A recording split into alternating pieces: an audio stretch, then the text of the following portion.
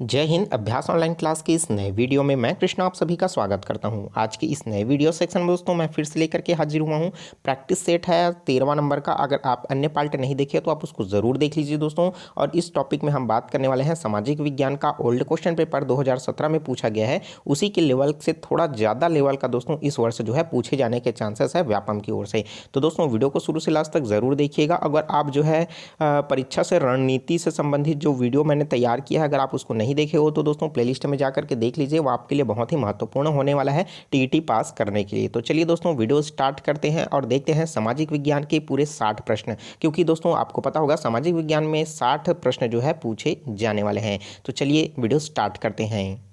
तो दोस्तों 60 क्वेश्चन को कवर करना है, इसलिए मैं डायरेक्ट जो है क्वेश्चन को पढ़ने के बाद सीधा आंसर बता रहा हूँ। ठीक है, ऑप्शन पूरा नहीं डिटेल में बता रहा हूँ। ठीक है, जितना आपसे समझ आ रहा है आप समझने की कोशिश कीजिए। अगर कोई क्वेश्चन अगर आपको डाउट लग रहा है या समझ नहीं आ रहा है तो नीचे कमेंट करके जरूर बता दीजिएगा। तो चलिए दोस्तों देखते हैं नेक्स्ट प्रश्न जो है, तो 91 नंबर से प्रश्न शुरू हो रहा है जो 150 तक चलेगा। ठीक है, तो चलिए देखते हैं पहला प्रश्न। तो बंगाल विभाजन को निम्न के द्वारा रद्द किया गया था। तो दोस्तों जो है तो प्रश्न यहाँ पास पहले ये पूछा जाता था कि बंगाल का विभाजन किनके द्वारा किया गया है, तो लॉर्ड कर्जन के द्वारा जो है बंगाल का विभाजन किया गया है। और बंगाल विभाजन को रद्द करने कौन किया है दोस्तों, वो लॉर्ड हार्डिंग ने किया है। तो ऑप्शन नंबर ए इसके लिए क्या हो जाएगा, करेक्ट आंसर हो जाएगा। जब दिल्ली दरबार आयोजित हुआ था, जब जॉर्ज पंचम भारत आए हुए थे, उनके द्वारा घोषणा किया गया था जो बंगाल का विभाजन सन 1905 को हुआ था उसको जो है पूरी तरीके से रद्द कर दिया गया। ठीक है, कब 1911 में। और उसके पश्चात दोस्तों ये जो है आगे चल करके लॉर्ड हार्डिंग के द्वारा जो है अलग ना करके इसको मर्ज कर दिया गया था। चलिए देखते हैं नेक्स्ट क्वेश्चन। निम्नलिखित में से कौन सा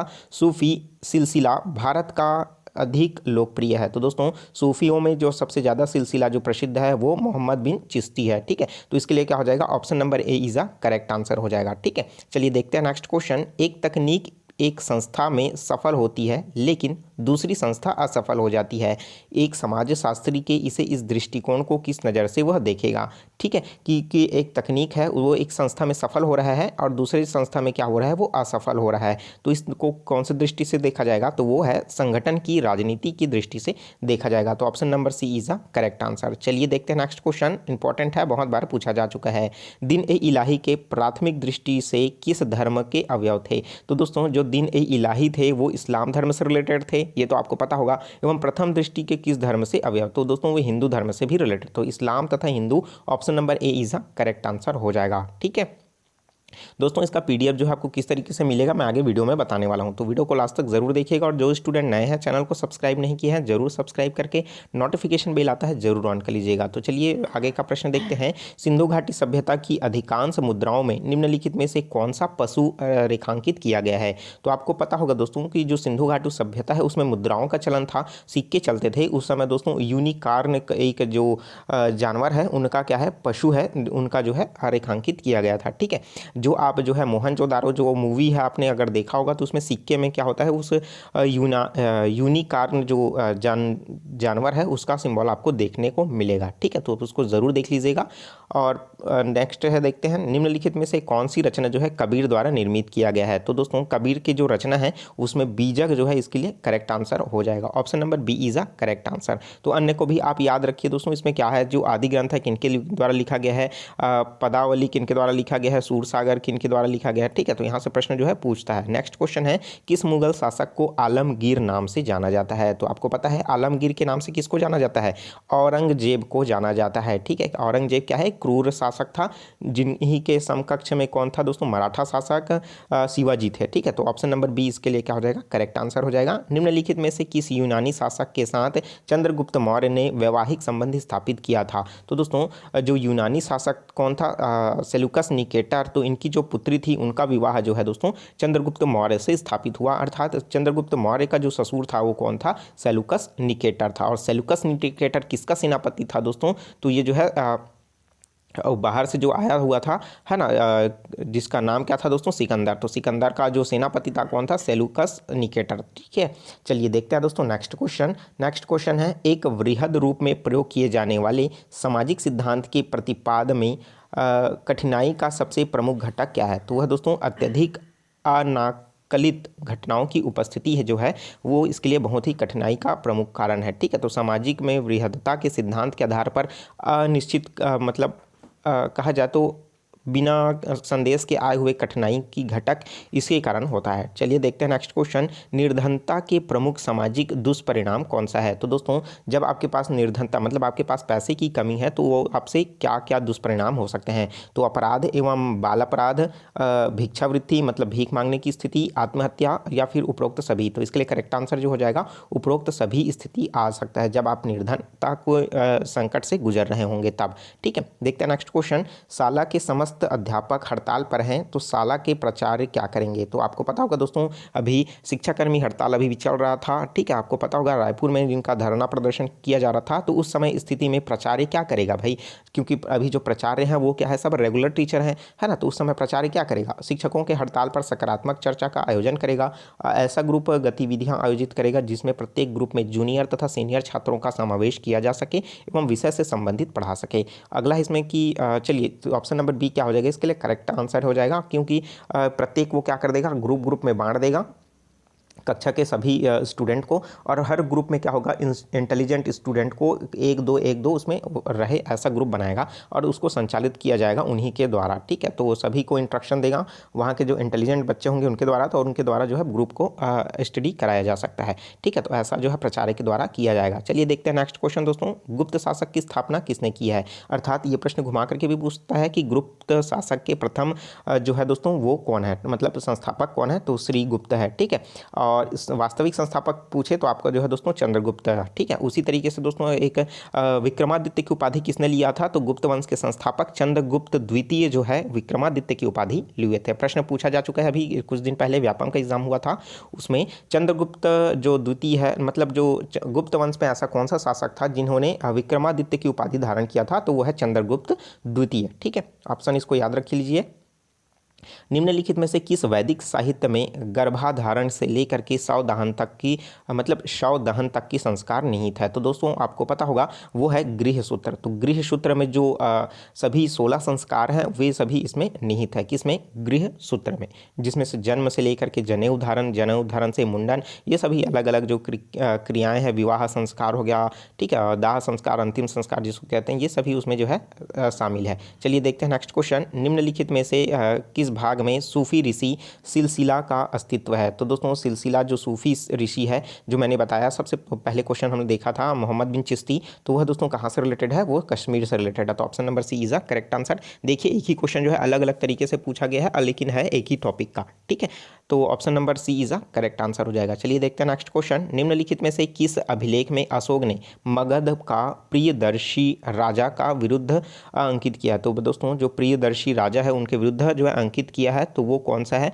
तो वह है मस्की अभिलेख। कौन सा अभिलेख है दोस्तों, मस्की अभिलेख। Option number B is a correct answer हो जाएगा। ठीक है, नेक्स्ट क्वेश्चन देख लेते हैं, ब्रिटिश ईस्ट इंडिया कंपनी को किस कानून द्वारा समाप्त किया गया था। तो दोस्तों जो अंग्रेजों का जो कानून था ब्रिटिश ईस्ट इंडिया कंपनी, तो किस कानून के द्वारा समाप्त किया गया था, तो उन्हें भारत सरकार अधिनियम 1858 के तहत जो है समाप्त किया गया था। ठीक है, तो option number B is a correct answer. Important है, प्रश्न फिर से पूछ सकता है। ठीक है, देखते हैं नेक्स्ट क्वेश्चन, कक्षा में शिक्षण के निम्नलिखित में से कौन सा संकल्प प्रवच या फिर डिस्कोड विधि के द्वारा उचित है, तो वह है दोस्तों संस्कृति। Option number B is a correct answer. Next question है, परिवार रूपी संस्था का प्रमुख तत्व कौन सा है। तो परिवार जो है उसका प्रमुख तत्व क्या है दोस्तों, वह है विवाह संबंध। तो option number B is a correct answer हो जाएगा। ठीक है, नेक्स्ट क्वेश्चन है दोस्तों, प्रसिद्ध गायत्री मंत्र निम्नलिखित में से किस वेद से लिया गया है। तो दोस्तों जो प्रसिद्ध गायत्री मंत्र जो है वो ऋग्वेद से लिया गया है। इसके अलावा दोस्तों अस्तोमा सतगम यम, ये भी जो है ऋग्वेद से ही लिया गया है।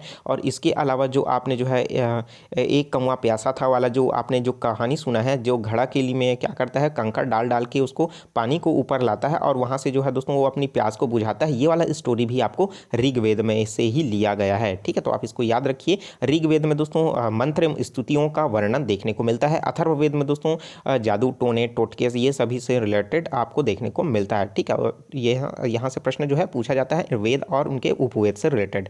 ठीक है, चलिए नेक्स्ट क्वेश्चन देखते हैं, अकबर के द्वारा निर्मित इब्न बतूता खां मतलब इबादत खां जो है अकबर के द्वारा निर्मित इबादत खां कहाँ स्थित था। तो दोस्तों वो है फतेहपुर सीकरी में स्थापित है। ठीक है, देखते हैं नेक्स्ट क्वेश्चन, पुष्टि मार्ग के प्रवर्तक निम्नलिखित में से कौन सा है। तो दोस्तों ये जो है आपको दर्शन शास्त्र में देखने को मिलेगा, जो पुष्टि मार्ग का जो रास्ता है वो किसने दिया है, तो वो वल्लभाचार्य ने दिया है। तो option number D is a correct answer हो जाएगा। ठीक है, देखते हैं नेक्स्ट क्वेश्चन, निम्नलिखित में से क्षेत्रवाद का संपूर्ण तत्व कौन सा है। तो क्षेत्रवाद का संपूर्ण तत्व जो है एक भाषाई क्षेत्र है। Option number A is a correct answer हो जाएगा। नेक्स्ट क्वेश्चन है, शिवाजी ने छत्रपति की उपाधि कब धारण की। सिंपल सा है, वन लाइन फैक्ट का क्वेश्चन है। 1774 में जो दोस्तों इन्होंने क्या किया है, छत्रपति शिवाजी की उपाधि धारण किया हुआ है। ठीक है, चलिए देखते हैं नेक्स्ट क्वेश्चन, निम्नलिखित में से कौन सी घटना मौर्य वंश के इतिहास क्रम की पृष्ठभूमि है। तो वह दोस्तों अलेक्जेंडर का आक्रमण जो हुआ था मौर्य कालीन में हुआ था, और ये जो है ऑप्शन नंबर सी इसके लिए करेक्ट आंसर हो जाएगा। तो मौर्य घटना से रिलेटेड इतिहास पृष्ठक्रम में है। तो यहाँ पर आप देख सकते हैं कि आपको ऑप्शन अलग अलग भी दे सकते हैं ना, जैसे महावीर की मृत्यु, बौद्ध की मृत्यु, कलिंग युद्ध को आपको पता होगा कि मौर्य काल में तो हुआ, लेकिन क्या हुआ दोस्तों, ये बाद में हुआ। ठीक है, इतिहास पृष्ठभूमि के क्रम की पृष्ठभूमि से। तो यहाँ पर आप प्रश्न को देखिए और समझ जाओगे। देखते हैं नेक्स्ट क्वेश्चन दोस्तों, ब्रिटिश राज्य के दौरान निम्नलिखित में से कौन सा 21 गन सैल्यूट राज्य था। तो दोस्तों ब्रिटिश राज्य के दौरान कौन सा जो है 21 गन सैल्यूट राज्य था। तो वह दोस्तों आपका हैदराबाद और जम्मू कश्मीर, मतलब ऐसा राज्य जिसको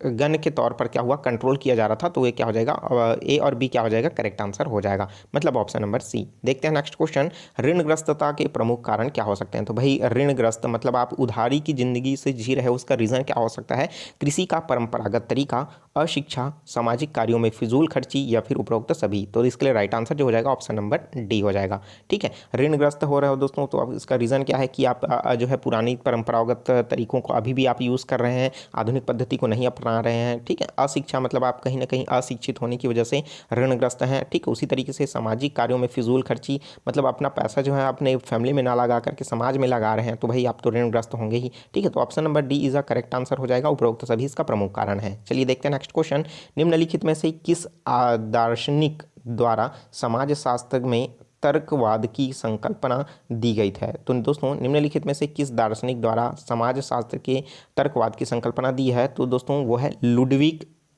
विटजेंस्टाइन। तो ऑप्शन नंबर सी इसके लिए करेक्ट आंसर हो जाएगा। चलिए देखते हैं नेक्स्ट क्वेश्चन, भारतीय व्यापार संघ कांग्रेस 1920 में प्रथम अध्यक्ष कौन थे। तो लाला लाजपत जो राय थे वो 1920 के प्रथम अध्यक्ष थे, किसके, भारतीय व्यापार संघ के। ठीक है, नेक्स्ट क्वेश्चन देखते हैं, दो समाजवादी समाजशास्त्री के अभिमत निम्नलिखित में से किस मुद्दे पर अलग हो सकता है। तो है दोस्तों आतंकवाद पर, या फिर एक अर्थव्यवस्था को मंदी से बचाने के लिए, या फिर समाज को भ्रष्टाचार के कारण को बताने के लिए, ये उपरोक्त सभी। तो उपरोक्त सभी इज द करेक्ट आंसर हो जाएगा। चलिए देखते हैं नेक्स्ट क्वेश्चन, सिंधु घाटी सभ्यता के निम्नलिखित में से किस स्थान से खंभात की खाड़ी से जुड़ा हुआ बंदरगाह खोजा गया है। तो लोथल वो जगह है दोस्तों जहाँ पास मात्र एक ऐसा जगह है जहाँ पास बंदरगाह खोजा गया, वो कहाँ मिला है, खंभात की खाड़ी में। तो यह दोस्तों सिंधु घाटी सभ्यता का ही बंदरगाह है, option number A is the correct answer हो जाएगा। चलिए देखते हैं नेक्स्ट क्वेश्चन, मैकल श्रेणी निम्नलिखित में से किसका भाग है। तो छत्तीसगढ़ से रिलेटेड अभी इधर प्रश्न स्टार्ट हो गया है।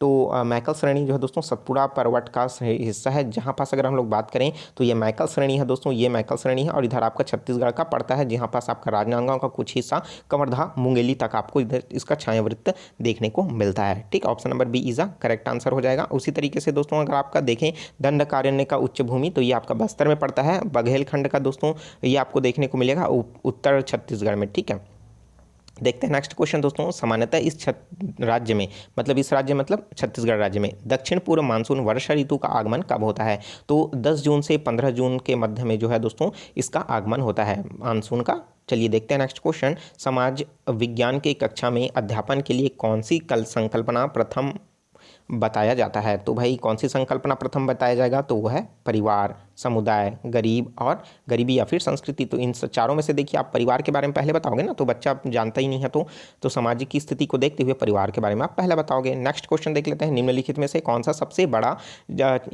सबसे चौड़ा जलप्रपात है। तो सबसे चौड़ा जलप्रपात कौन सा है, जोग जलप्रपात, दूध सागर जलप्रपात, शिव समुद्रम जलप्रपात, या फिर चित्रकूट जलप्रपात। तो चित्रकूट जलप्रपात option number D is a correct answer हो जाएगा, जो कि क्या है इंद्रावती नदी पर आपको देखने को मिलेगा। ठीक है, देखते हैं नेक्स्ट क्वेश्चन, निम्नलिखित मानव विकास सूचकांक में से किसमें इस राज्य की उपलब्धि राष्ट्रीय औसत से अधिक रही है? 2011 के आंकड़ा के अनुसार हमको बताना है, तो वह है शुद्ध राज्य घरेलू उत्पाद की वृद्धि दर, ठीक है, जो कि क्या है, बढ़ी हुई है। नेक्स्ट क्वेश्चन देखते हैं, निम्नलिखित आग्नेय चट्टानों में से निम्न में से सिलिका की मात्रा 65% से अधिक है? तो किसमें दोस्तों जो है सिलिका की मात्रा 65% से अधिक है आग्नेय चट्टानों में? तो है दोस्तों वो आग्नेय चट्टान का बेसाल्ट, आग्नेय चट्टान का ग्रेनाइट, या फिर पेरिडोइट, या फिर गैब्रो। तो ग्रेनाइट चट्टान option number B is a correct answer हो जाएगा। चलिए देखते हैं नेक्स्ट क्वेश्चन, विद्यार्थियों को दिए जाने वाला प्रोजेक्ट इनमें से विकसित करता है? किस चीज को विकसित करता है भाई? तो वो नेतृत्व कौशल को विकसित करता है, सृजन क्षमता को विकसित करता है, मूल संकल्पनाओं को समझने में विकसित करता है, उपरोक्त सभी इसके लिए करेक्ट आंसर हो जाएगा, क्योंकि इन सभी को क्या करता है, वो विकसित करता है। कौन सा?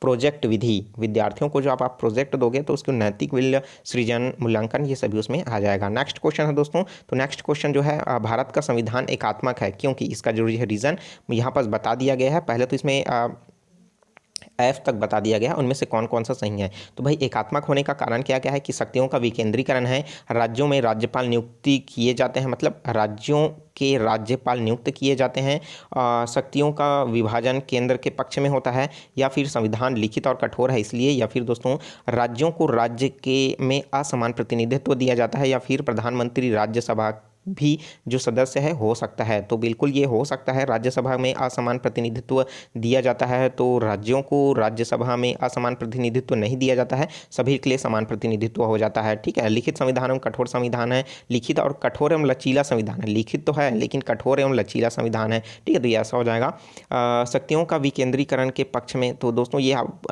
केंद्रीकरण और विकेंद्रीकरण दोनों तरीके से होता है, ठीक है। राज्यों में राज्यपाल नियुक्त किए जाते हैं, तो प्रत्येक राज्य में राज्यपाल नियुक्त किए जाते हैं, बिल्कुल सही है। राज्यों का विकेंद्रीकरण है, तो भाई शक्तियों का विकेंद्रीकरण जो बिल्कुल है, ठीक है।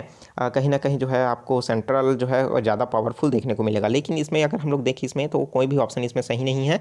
तो ऑप्शन नंबर इसमें मतलब जो व्यापम की ओर से इस क्वेश्चन को है विलोपित कर दिया गया था। तो इसमें से कौन कौन सा हो सकता है, कौन कौन सा नहीं हो सकता है, ये इसमें सेटिस्फाई नहीं हो रहा है। और जो क्या हो सकता है, क्या नहीं हो सकता, मैंने अभी थोड़ी देर पहले बताया कि जैसे शक्तियों का विकेंद्रीकरण है, राज्यों में राज्यपाल की नियुक्ति होता है ना। शक्तियों का विभाजन केंद्र के पक्ष में है, तो भाई शक्तियों का विभाजन जो है केंद्र के पक्ष में बहुत सारी चीज़ों में है, बहुत सारी चीज़ों में नहीं है, तो स्पष्ट नहीं कर सकते इसको। संविधान जो है लिखित और कठोर है तो है, लेकिन क्या है, लिखित कठोर के साथ साथ लचीला भी है, ठीक है। राज्य में राज्यसभा को असमान प्रतिनिधित्व दिया जाता है, तो बिल्कुल नहीं, असमान प्रतिनिधित्व नहीं दिया जाता है, ठीक है। उसी तरीके से प्रधानमंत्री मंत्री जो है राज्यसभा भी सदस्य हो सकता है, बिल्कुल हो सकता है, एक बार जो है चुना गया है। तो इसमें से कोई भी ऑप्शन सही नहीं था, तो ऑप्शन क्वेश्चन को विलोपित कर दिया गया है। देखते हैं नेक्स्ट क्वेश्चन, इस राज्य का निम्नलिखित में से कौन सा त्यौहार पौष माघ की पूर्णिमा को मनाया जाता है? इंपॉर्टेंट क्वेश्चन है, कई बार पूछा जा चुका है ये प्रश्न को, चाहे कॉम्पिटिशन का एग्जाम हो या फिर टीटी का एग्जाम हो। तो देखिए ये प्रश्न पूछा जाता है, पौष माघ में कौन सा त्यौहार मनाया जाता है? छेरछेरा का पर्व मनाया जाता है। अभी कुछ दिन बाद दोस्तों आपको छेरछेरा का पर्व देखने को मिलेगा, ठीक है। तो छेरछेरा कब मनाया जाता है? पौष माघ में मनाया जाता है, माघ की जो पूर्णिमा होता है उसको मनाया जाता है। चलिए देखते हैं दोस्तों नेक्स्ट क्वेश्चन, सुमेलित करना है, चूंकि ये भी क्वेश्चन विलोपित कर दिया गया है, तो इनमें जो सुमेलित करने के पश्चात जो आपका कोड बन रहा है नीचे, वो इसमें से एक भी ऑप्शन नहीं है। अगर हम लोग बात करें दोस्तों 110, तो देखिए धन विधेयक जो है इसके लिए करेक्ट आंसर हो जाएगा। अगर आर्टिकल 76 देखें तो दोस्तों महान्यायवादी हो जाएगा, ठीक है। उसी तरीके से संविधान संशोधन देखें 368 और 214 में क्या हो जाएगा? उच्च न्यायालय आ जाएगा, मतलब ये हो जाएगा 368 संविधान संशोधन, 214 उच्च न्यायालय। तो इस तरीके से आपको देखने को मिलेगा, लेकिन इस तरीके का ऑप्शन किसी में भी दिन नहीं है, तो इसलिए क्वेश्चन को विलोपित कर दिया गया था। देखते हैं नेक्स्ट क्वेश्चन, उस राज्य के निम्नलिखित में से किस साहित्यकार ने अपने लेखक में मार्क्सवादी दर्शन की व्याख्या की है? तो है दोस्तों गजानन माधवमूर्ति वो बोध ने क्या किया है, मार्क्सवाद की जो है रचना के लिए व्याख्या किया हुआ है। चलिए देखते हैं नेक्स्ट क्वेश्चन दोस्तों, नगर पालिका परिषद के अध्यक्ष को पद से हटाने के लिए कौन सा चीज़ें जो है सही है? जो पंचायती राज से रिलेटेड प्रश्न है, यहाँ से इसी तरीके का प्रश्न दोस्तों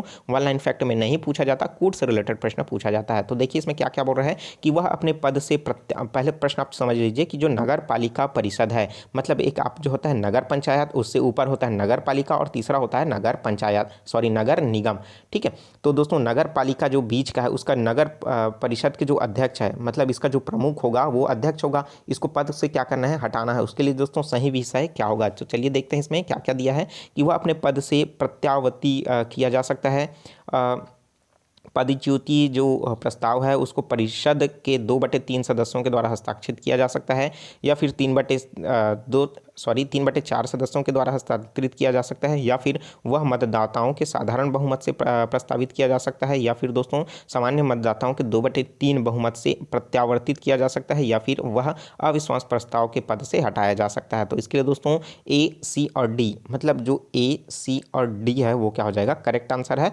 इसके लिए। तो इसकी यही रीज़न है कि वह अपने पद से प्रत्यावर्ती किया जा सकता है, मतलब वो खुद अपने पद से छोड़ देता है तब हो जा सकता है, या फिर दोस्तों 2/4 सदस्यों के हस्ताक्षर के बाद उनको हटाया जा सकता है, या फिर दोस्तों मतदाताओं का जो साधारण बहुमत है उन पर भी ये निर्णय होता है। तो ऑप्शन नंबर इसके लिए डी करेक्ट आंसर हो जाएगा।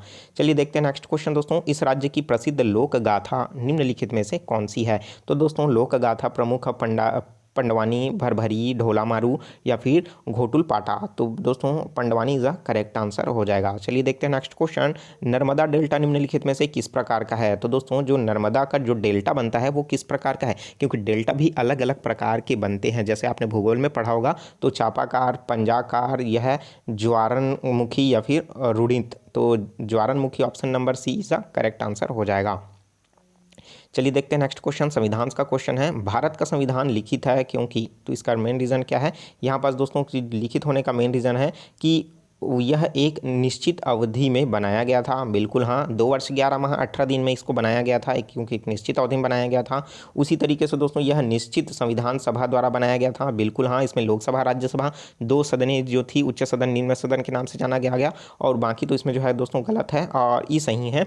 एक निश्चित तिथि को लागू भी किया गया था, क्योंकि ठीक है आपको पता है 26 जनवरी सन 1950 को क्या कर दिया गया था, इसको लागू कर दिया गया था। तो ये सभी चीज़ें इसमें लागू करता है, लेकिन यह प्रजातांत्रिक सरकार का जो स्थापना करता है, तो प्रजातंत्र का सरकार तो यहाँ पर स्थापित है ही, लेकिन क्या हो जाएगा यहाँ पास संविधान जो है लिखित है, उसका मेन रीज़न इसमें हमको बताना है। ठीक है, तो ये तीनों जो है इसमें सेटिस्फाई कर रहा है, ए, बी, ई। तो option number B is a correct answer हो जाएगा। चलिए देखते हैं नेक्स्ट क्वेश्चन दोस्तों, अध्यापक ने छात्रों को मुगल साम्राज्य के पतन का कारण पूछा।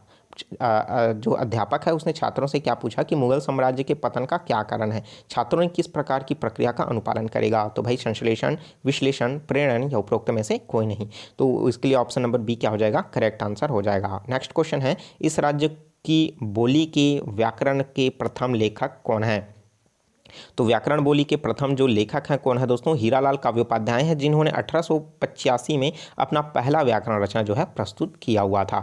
ठीक है, जिसे छत्तीसगढ़ का पाणिनि के नाम से भी जाना जाता है। किनको दोस्तों, हीरालाल काव्योपाध्याय को। ठीक है, चलिए देखते हैं नेक्स्ट क्वेश्चन दोस्तों, और अगर हम लोग देखें छत्तीसगढ़ का व्याकरण को है उसको ट्रांसलेट करने वाला कौन था, GS ग्रियर्सन था। ठीक है, तो ये GS ग्रियर्सन का जो है दोस्तों विदेशियों में पहला नाम आता है, इस चीज़ को आप याद रखिए। देखते हैं नेक्स्ट क्वेश्चन दोस्तों, निम्नलिखित में से प्रदेशों में कौन सा शीत मरुस्थल है। तो कौन सा शीत मरुस्थल है दोस्तों, तो वह है Ladakh. Option number D is a correct answer, जो वर्तमान में राज्य ना होकर के, प्रदेश ना होकर के क्या हो गया है, अब वो केंद्र शासित प्रदेश हो चुका है। ठीक है, option number D is a correct answer. Next question है, चौथे चीनी कारखाने की स्थापना कहाँ की गई है। तो दोस्तों वह पंडरिया में। तो उस समय दोस्तों 2017 के अकॉर्डिंग यह जो स्थापना हुई थी उसी समय पंडरिया में। तो option number C is a correct answer हो जाएगा। निम्नलिखित में से दर्रों का पूर्व से पश्चिम की ओर व्यवस्थित क्रम में आपको जमाना है, मतलब क्या हो जाएगा, पूर्व इधर से लेकर के दोस्तों इस क्रम में हमको जमाना है। तो सबसे पहले आपको जोजिला दर्रा मिलेगा, उसके बाद दोस्तों आपको सिपलिंग दर्रा मिलेगा, उसके बाद नीति दर्रा मिलेगा, उसके बाद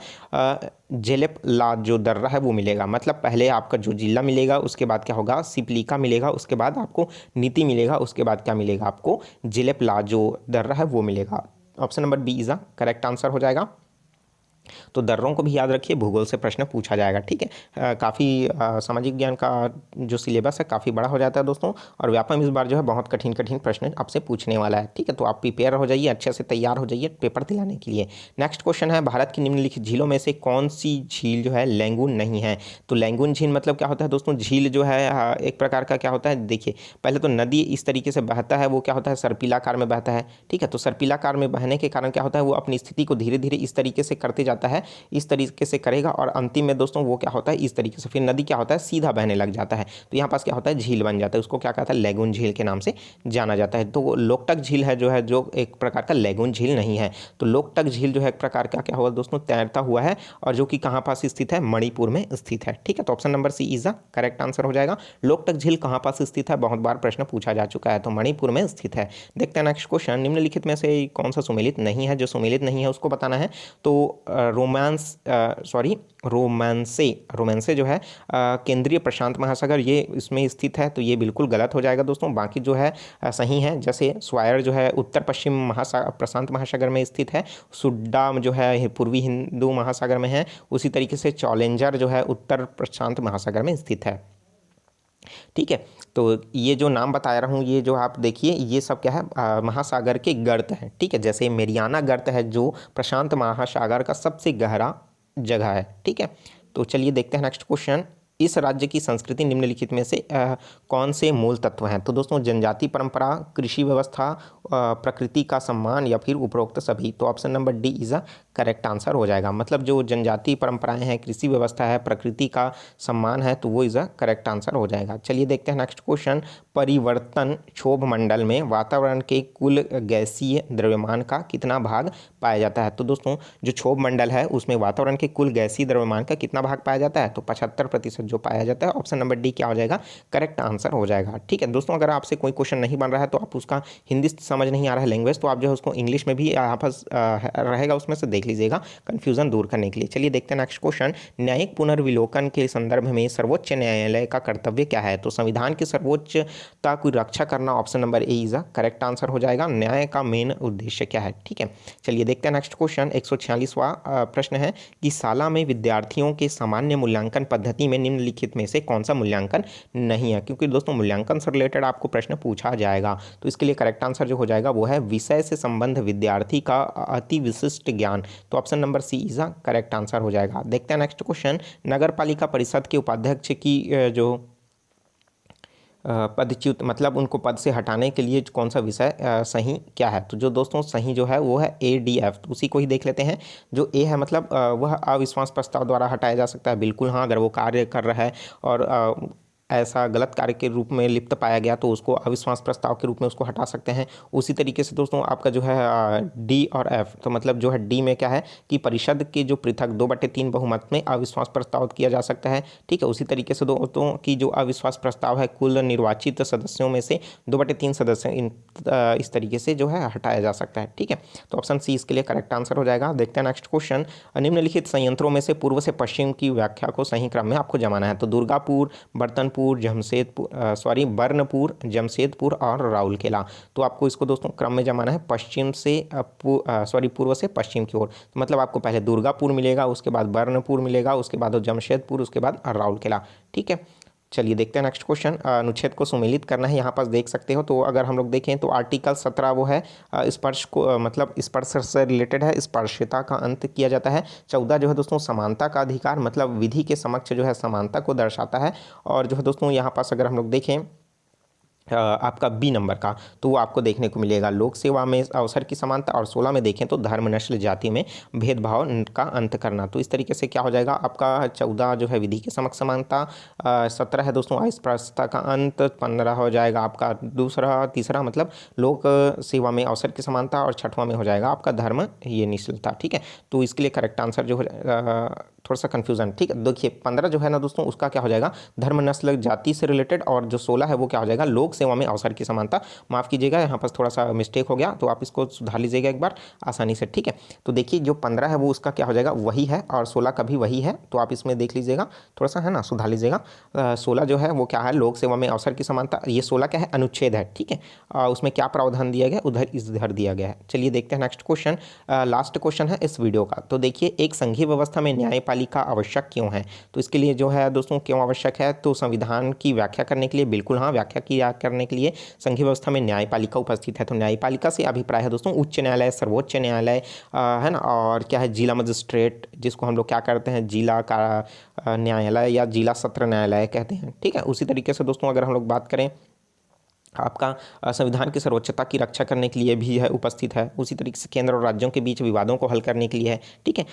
ये कि प्रजातंत्र की रक्षा करने के लिए है क्या, नहीं है, ठीक है। मूल अधिकारों की रक्षा करने के लिए तो उपस्थित है, लेकिन संघीय व्यवस्था में बोल रहे हैं ना, संघीय व्यवस्था में जो है ये मूल अधिकार जो है उसमें रक्षा नहीं आएगा, ठीक है। उसी तरीके से संसदीय व्यवस्था की रक्षा करने के लिए भाई उच्च न्यायालय नहीं है, क्योंकि संसदीय व्यवस्था जो है संसद द्वारा, वहाँ के राष्ट्रपति के द्वारा कंट्रोल कर लिया जाता है, ठीक है। तो इसलिए क्या हो जाएगा, option number B A C is a correct answer हो जाएगा। तो दोस्तों हमने इस वीडियो में पूरे 60 क्वेश्चन को कवर किया है जो 2017 में जो है पूछा गया था। तो वीडियो कैसा लगा कमेंट करके जरूर बताइएगा, और जो चीज़ समझ नहीं आ रहा उसको जरूर पूछ लीजिएगा, ठीक है। नीचे कमेंट बॉक्स खाली है दोस्तों, जो डाउट है उसको पूछिए। और जो स्टूडेंट नए हैं चैनल को जरूर सब्सक्राइब नहीं किया, जरूर सब्सक्राइब करके नोटिफिकेशन बेल आता है जरूर ऑन कर लीजिएगा। और जो कैंडिडेट जो है टीईटी के एग्जाम दिला रहे हैं उनके लिए ऑल द बेस्ट, पेपर को अच्छे से बनाइएगा। और पेपर दिलाने के बाद दोस्तों जरूर कमेंट करके बताइएगा कि क्वेश्चन किस तरीके से आया हुआ है। तो क्वेश्चन जो है दोस्तों लगातार व्यापम कठिन पूछ रहा है, तो इस बार भी उम्मीद है कि क्वेश्चन कठिन आया है, तो आपको अपना तैयारी जो है लेवल को हाई रखिए, ठीक है।